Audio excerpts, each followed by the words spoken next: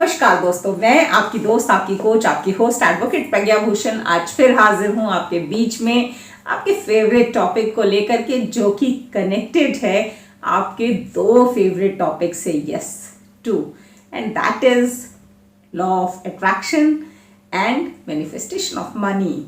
यानी कि पैसा, बहुत दुनिया चाहती है कि हमारे पास बहुत पैसा हो, खूब पैसा हो, लेकिन क्या सचमुच आपके पास उतना पैसा आएगा जितना आप मैनिफेस्ट करते हैं, जितना आप चाहते हैं आपकी ज़िंदगी में हो? Are you going to be super rich? ये हम बताएंगे आपके एटीट्यूड को देख करके, आपकी साइकी, आपकी मैनिफेस्टेशन टेक्निक्स को देख करके, कि क्या आप सचमुच इस लाइफ में सुपर रिच हो सकते हैं। तो अगर आप मेरे चैनल पे फर्स्ट टाइम आए हैं तो सबसे पहले तो इसे सब्सक्राइब कर लीजिए, ताकि इस तरह के इंटरेस्टिंग वीडियोस आपसे मिस ना हो और आप रेगुलर इसे वॉच करते रहें।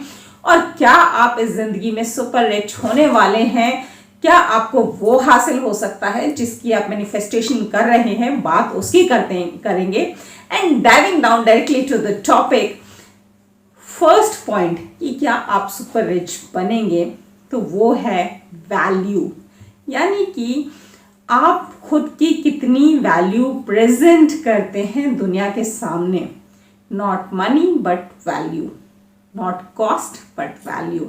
वैल्यू इन द सेंस कि ज़्यादातर लोगों से जब जो मीडियोकर मेंटालिटी में होंगे, जब बात होगी तो वो अगर आप उनसे कोई काम कहेंगे या उनसे कुछ सर्विस लेना चाहेंगे, तो उनका पहला जो व्यू पॉइंट होगा, माइंडसेट होगा, वो ये होगा कि मुझे बदले में पैसा कितना मिलेगा।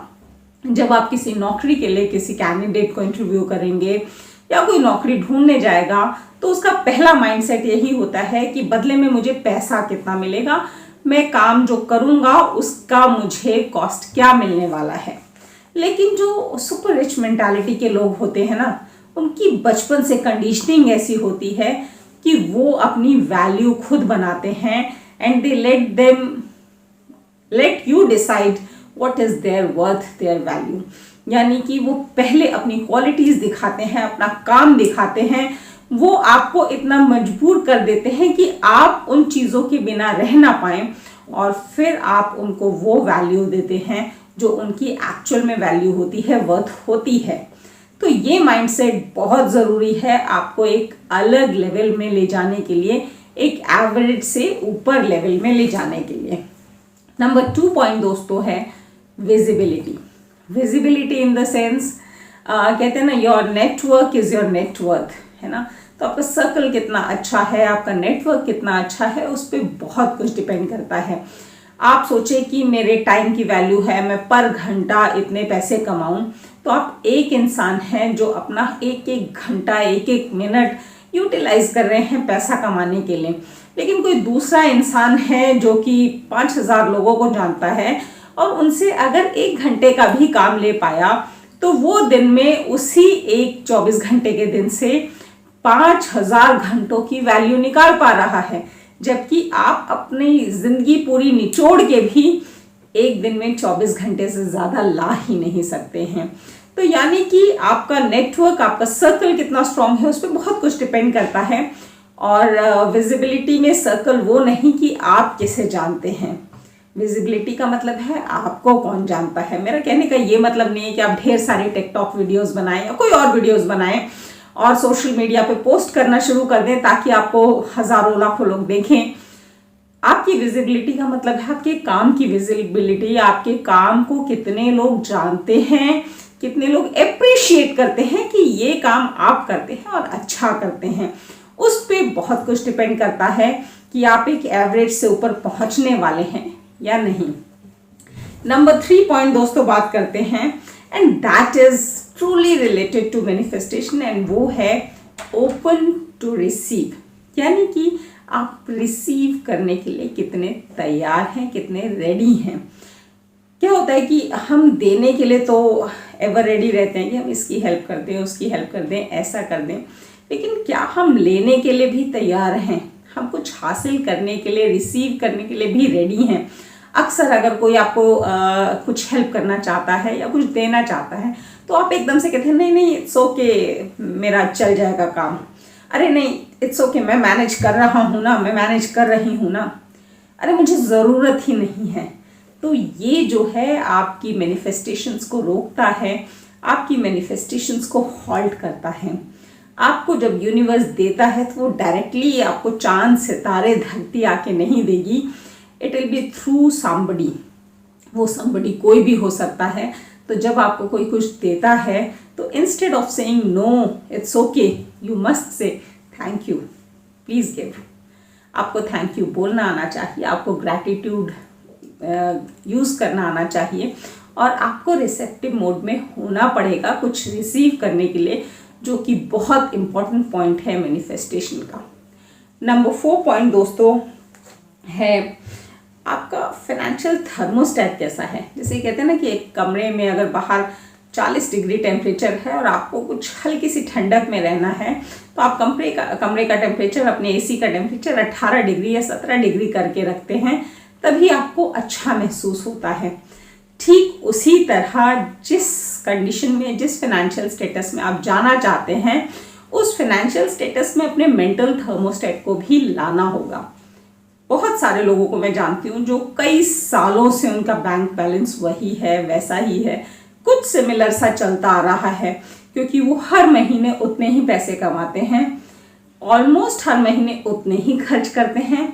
जिस महीने उनके पास थोड़े ज़्यादा पैसे आ जाते हैं, बोनस आ जाता है, उस महीने वो थोड़ा ज़्यादा खर्च कर लेते हैं, कुछ ऐसी चीज़ें खरीद लेते हैं जो कई टाइम से वो सोच रहे हैं पर खरीद नहीं पा रहे हैं, और उनका जो बैंक बैलेंस है करीब करीब उतना ही है।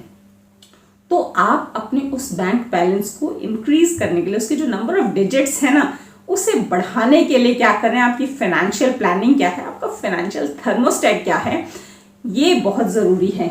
बहुत से लोग सोचते हैं मैं मेहनत कर रहा हूँ, मैं अपने प्रोफेशन में बहुत अच्छा हूँ, मैं आगे बढ़ रहा हूँ और मैं इसी से बहुत आगे निकल जाऊँगा।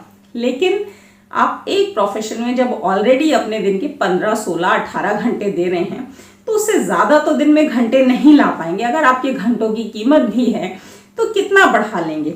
लेकिन आप उस प्रोफेशन से जो कमा रहे हैं और जो आपके बैंक अकाउंट में पड़ा है, उसको मल्टीप्लाई करने के लिए क्या कर रहे हैं, आपकी फाइनेंशियल प्लानिंग क्या है, ये बहुत ज़रूरी है आपको एवरेज से ऊपर ले जाने के लिए, अलग ले जाने के लिए। तो this is a very important point for your financial growth in your life. Number 5 point दोस्तों ये है कि आप नेगेटिव वर्ड्स का इस्तेमाल किस तरह से करते हैं। आप पैसे को लेके कितने प्लेजेंट हैं, कितने पॉजिटिव हैं, या फिर कितने नेगेटिव हैं। Do you use phrases like money doesn't grow on trees, पैसा पेड़ पे नहीं उगता, काइंड ऑफ थिंग्स, या आप नेगेटिव वर्ड्स यूज कर रहे हैं पैसे के लिए, तो वो आपके मेंटल एटीट्यूड पे बहुत असर डालता है, बहुत फर्क पड़ता है उसका। आप पूरी कोशिश करें कि पैसे को लेकर के आप हाईली पॉजिटिव रहें, उसकी ग्रोथ की बात करें, उसको अप्रिशिएट करें, उसके लिए ग्रैटिट्यूड लेके आए मन में। आप जहाँ पे पैसा खर्च भी कर रहे हैं, आप उसे बोलें कि आप इन्वेस्ट कर रहे हैं and it is going to come back to you in multiplied forms. तो ये बहुत ज़रूरी है। पैसे को लेकर के आपका एटीट्यूड कैसा है, जिससे कि आप आगे एवरेज से ऊपर पहुँच पाते हैं या नहीं। Number 6 and the last point दोस्तों, दैट इज पैशन। लोग पैसे की पैसे से तो बात करते हैं, लेकिन पैसा कमाने की बात होती है, पैशन की बात नहीं होती। जबकि पैसा एवरेज से ऊपर वही लोग कमा पाते हैं जो पैशनेट होते हैं अपने काम को लेकर के, अपने उस वर्क को लेकर के जिसके थ्रू वो पैसा कमा रहे होते हैं।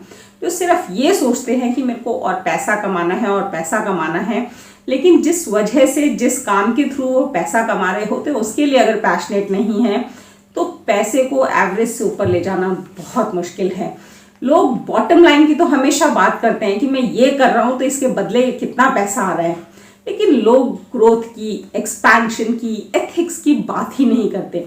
अगर आपके अंदर ये चीज़ें नहीं आएंगी तो आप पैसा तो कमा लेंगे, लेकिन एक एवरेज या बिलो एवरेज में ही रहेंगे। जब तक कि आपका जो माइंडसेट है वो एक्सपेंशन मोड में ना हो, वो ग्रोथ मोड में ना हो, वो एक अलग लेवल पे काम ना कर रहा हो, तो पैसे से ज़्यादा ज़रूरी पैशन हो जाता है, पैसे को बहुत भरपूर मात्रा में लाने के लिए।